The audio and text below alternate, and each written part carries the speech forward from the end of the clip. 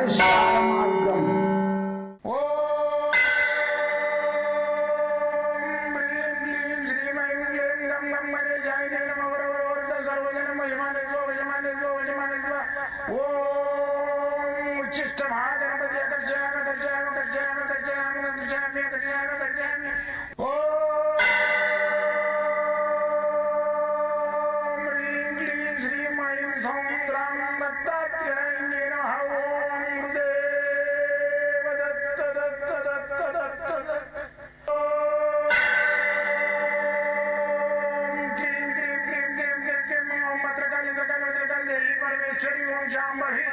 सर्वजन मोचमाने स्वजमाने स्वजमाने स्वम मुद्रकाली मकाली मकाली देवी परमेश्वरी ओम शांभवी अकर्षयामि अकर्षयामि अकर्षयामि अकर्षयामि अकर्षयामि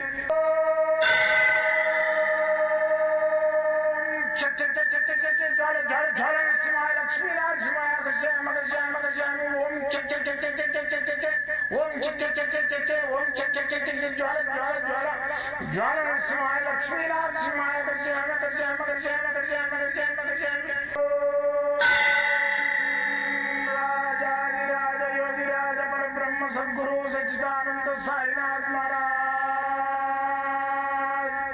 ओम गुरुदेव दत्त दत्त दत्त दत्त दत्त ओम मातृदेवो भव ओम पितृदेवो भव ओम आचार्य देवो भव ओम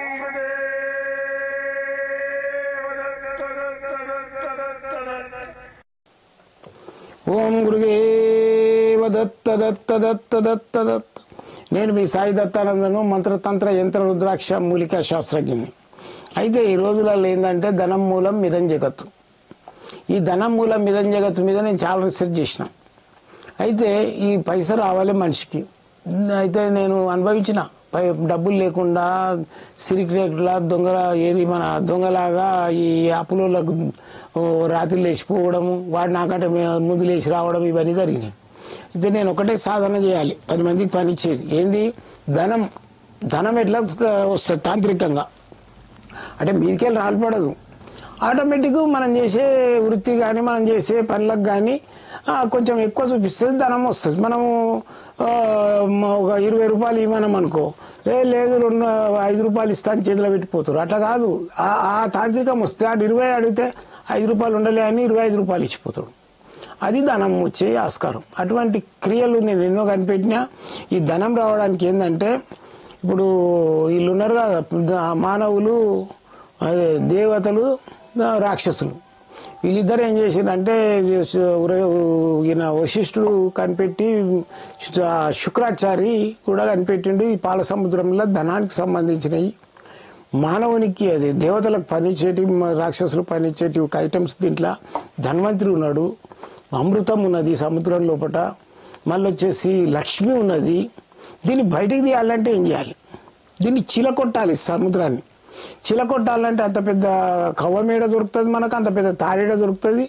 ఒక మానవుల దేవతలతోటి సాధ్యపడదు. దీనికి రాక్షసుల సహాయం తీసుకోవాలి అని చెప్పేసి వీళ్ళు ఏం చేసిందంటే శుక్రాచార్యుని సంప్రదిస్తారు.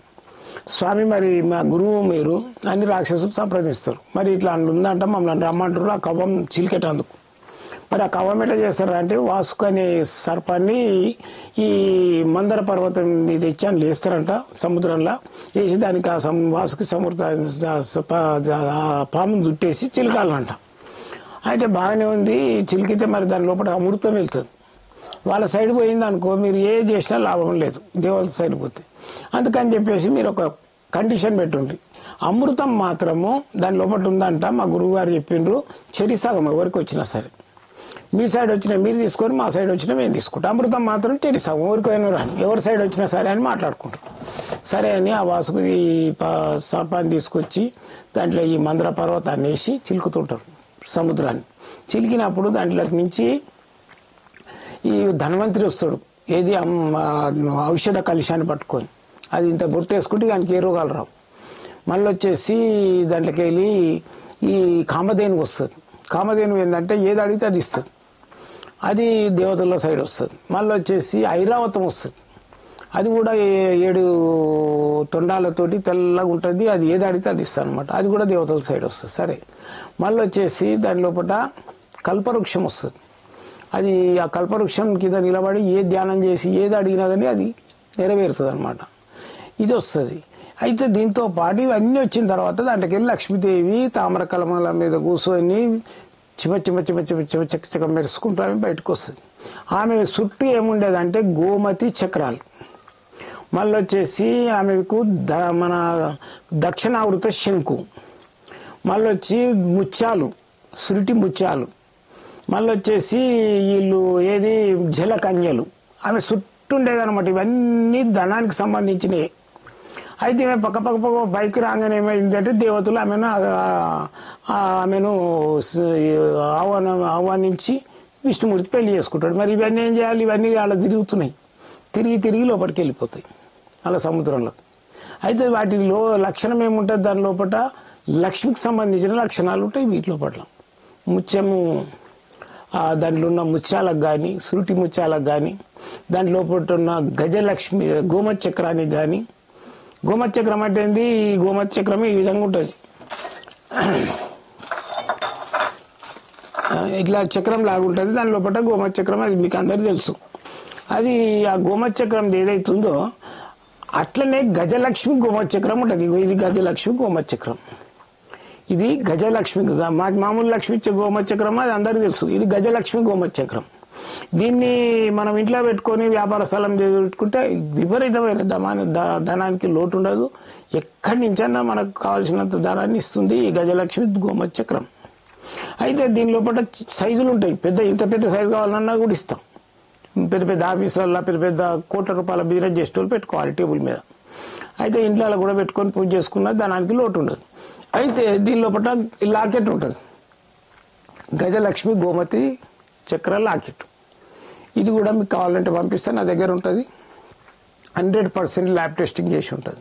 మీకు కావాలన్న వాళ్ళు ఆన్లైన్లో తెప్పించుకోండి, నేను పంపిస్తాను. నన్ను కలవాలంటే మాత్రము సోమవారం మంగళవారం హాలిడే ఉంటుంది. మిగతా రోజులల్లో పొద్దున 10 నుంచి సాయంత్రం 5 దాకా నేను కలుస్తా. ఒక జాతకం చూడాలంటే 1000 రూపాయలు ఫీజు ఉంటుంది.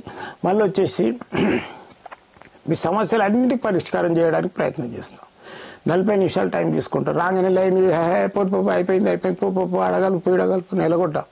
మీ ఫ్యామిలీ లోపల, మీ మనసు లోపల నేను కూడా ఒక నయ్యి ఆ సమయంలో మీ కష్టాల లోపల నేను కూడా పాల్పంచుకొని జాతకం చెప్తా, రెమెడీ ఇస్తాం. నేను ఇచ్చే రెమెడీస్ 41 సంవత్సరాల నుంచి ఫెయిల్ అవుతలేవు కాబట్టి నేను ఇది కొనసాగిస్తున్నా. రండి, నన్ను కలవండి. నేను ఉండేది ఇది కింద ఫోన్ నెంబర్లు ఫోన్ చేసుకొని రండి. BN Reddy colony, LB Nagar BN Reddy కాలనీలో ఉంటా. ఫోన్ చేసి రండి. జయ గురుదత్తం.